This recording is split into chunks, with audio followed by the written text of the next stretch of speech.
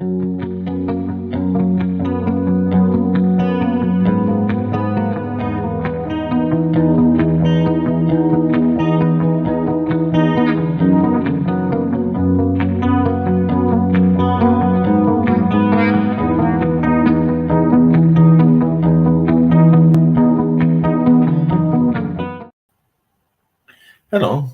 welcome to another coffee break with Kardec, our weekly break where during these 15 minutes we have as a break, we have some coffee, tea, hot chocolate or cold drink. And during that time, we also learn something from the book Genesis according to Spiritism. The book Genesis is the most scientific of all of 5 Kardec's books. And also, at the end, Kardec studies the parables of Jesus and some passages from the Gospel. And as we all know, these parables, they are very rich in information, but they were told in those days in the form of a story, in an allegorical form.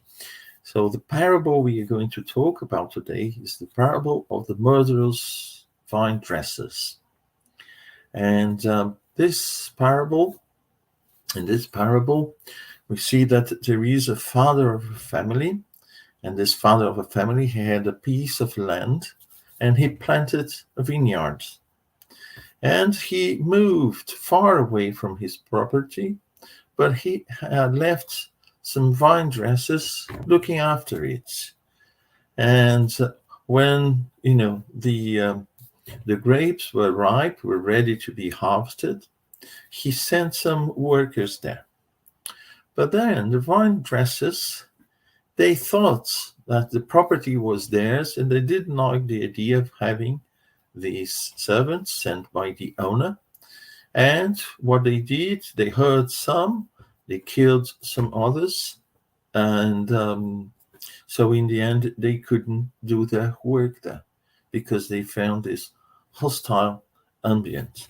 And then the owner of the land sent some more workers there, and they were received in the same manner. They were killed and couldn't do their job. So the owner said, well, I'll send someone who has some authority. I'll send my son there. Then they will obey him. So that's what he did. But then his son was received in the same manner. He was mocked, he was hurt, and then in the end he was killed. And this in this situation, the Vinedressers, they thought that, well, in doing so, we will now have the property for ourselves. And the question is, when the owner of the vineyard comes, how will he treat those Vinedressers? How will he treat them? Do we expect him to treat them nicely? Or will he treat them, and, make them die in a miserable way and put other Vinedressers in their place and at the right time? Well, Jesus, we know that Jesus talked in parables. And why Jesus talked in parables? We probably know that people, those at his time, they were very simple people. They were very much developed in intellectual terms. We know that those who were more advanced in terms of knowledge and understanding were those who usually were connected to the temple, the scribes, the high priests, the Pharisees, and people in general. They were very ignorant in terms of their intellectual aspects, and sometimes even the moral aspect wasn't very much developed. So Jesus went to talk to them, because despite their condition, they had a very good heart, and Jesus wanted to sow the seeds in their hearts. So when we look at the parable, and the parable is a very nice way, it's a story. And in this story, you talk to people at different levels. Depending on the level and understanding, we grasp the meaning in a more, I would say, simple, or in a more, in a broader way, and this understanding. So we see this as a parable. We find it in Matthew chapter 21, verses 33 to 41. And in this story, who is the father of the family? The father of the family is God. And the vineyard he planted is the divine law that he established. Divine law, we mean in general terms the divine laws, the universal laws. These laws, they are the ones that govern all the creation, the expression of God's love. God expressed his love through his laws, and these laws, they govern all his creation. And the grapes are the fruits from this vineyard. People, the spirits, acting according to these universal laws, always in accordance and not breaking these laws. The Vinedressers are those who should teach and practice the law. Teach and practice. Teach because they will have a better understanding. We, as we know, as the spirits, we grow intellectually, we evolve intellectually and morally. So we could say in simple terms that the teachings are related to our understanding, our intellectual side, and the practice is related to our moral side when we act in the world according to these laws. So they were the ones responsible for that. And the servants were sent to the vineyard. They were the prophets at the ancient times. Nowadays we have other people, we could say some mediums, who are the ones that bring the teachings from, the enlightened spirits, to show us how to follow the way. Jesus said he, was the path, the truth and life. And when he said that, is that he came to teach us. So I'm already telling you that the son of the owner of this property, the vineyard, is Jesus. And we see that this story, this parable, is telling us that God, through time, sends people first to teach what we as humanity should learn, and to show, to exemplify how we should behave in order for us as spirits to progress. So we have universal laws. We have these laws that are the expression of God. We are subject to them, even on a physical level. The physical laws in the physical world that govern everything in the physical world, they are also instances. They are aspects of these broadened collection of laws, which are the universal laws. For those who are interested in learning more about these laws, I advise to read the Spirit's book. In the Spirit's book, we see not only the attributes of God, but also these laws that we are subject to. And as we learn them, we start to behave, to practice those laws within ourselves with our behavior. And so Jesus exemplifies that people of those days, and they were represented by the scribes, the high priests, the Pharisees. They were the ones supposed to guide people towards God through his universal laws. But in fact, what happened, and we see from Jesus's time until nowadays, we see that those who were responsible for that, in the end, what they did, instead of bringing us the teachings that were the ones we were supposed to receive, if these Vinedressers were acting accordingly. These teachings should guide humanity towards God, in the sense that we should be practicing more and more the laws of God, the law of love, the law of justice, for instance. This would be part of it. But on the contrary, instead of looking after the flock, what they did was actually to look after themselves in material terms. And we see that through the centuries, the Christian teachings, the Christian examples that Jesus showed us, he taught us, because the language, the understanding was very limited at that time, and there wasn't the best way to teach people other than exemplified, showing them how to behave.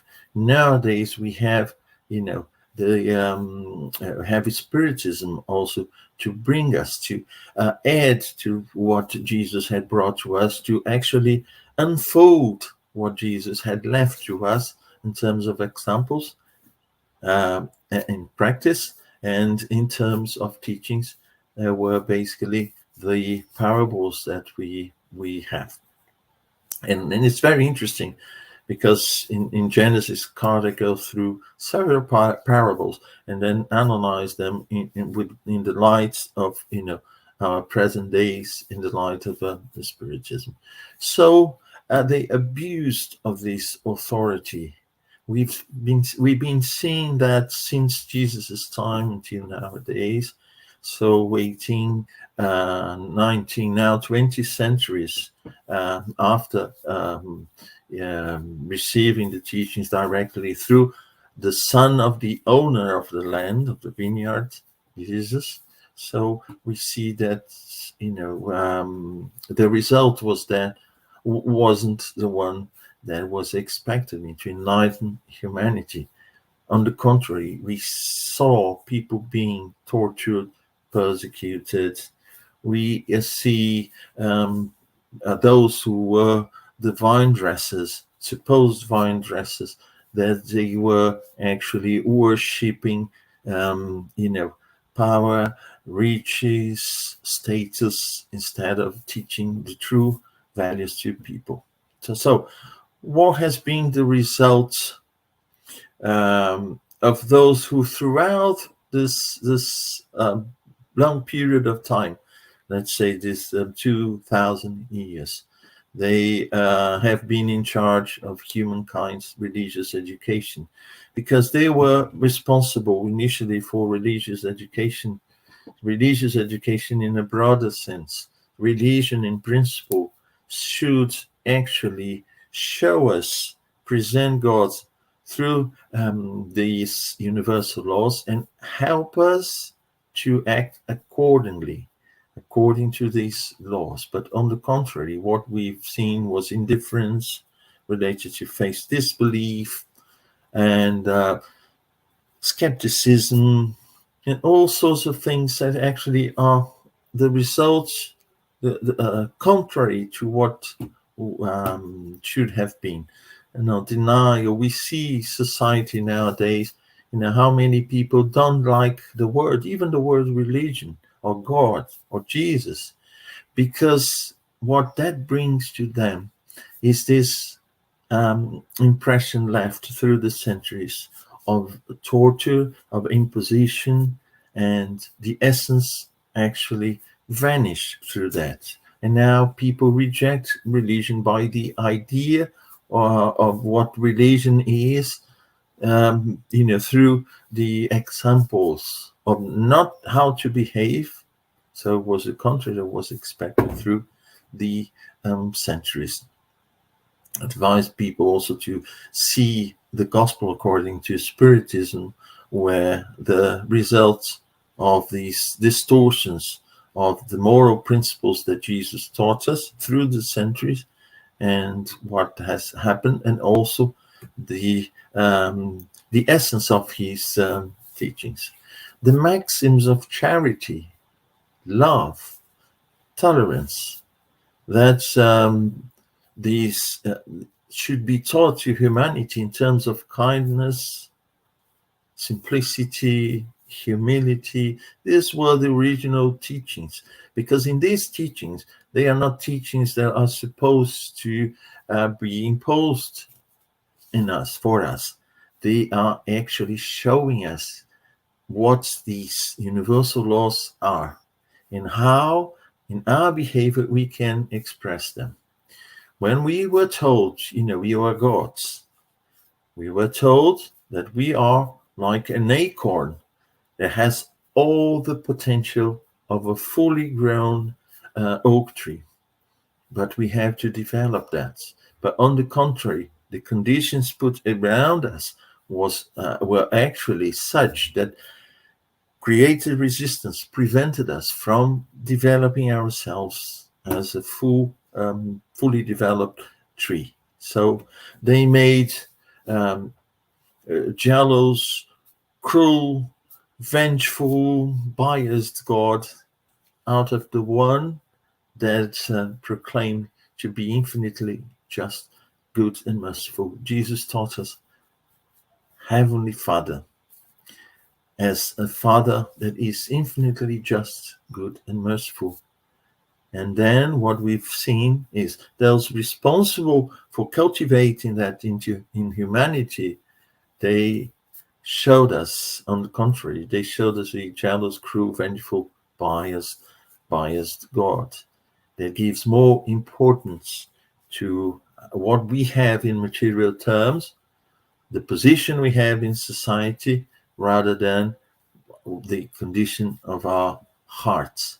So basically, this parable talks about that. Of course, I just simplified the explanation, so I advise you to read Kardec regarding these passages. Very, very enlightening. And we should also see ourselves as the Vinedressers.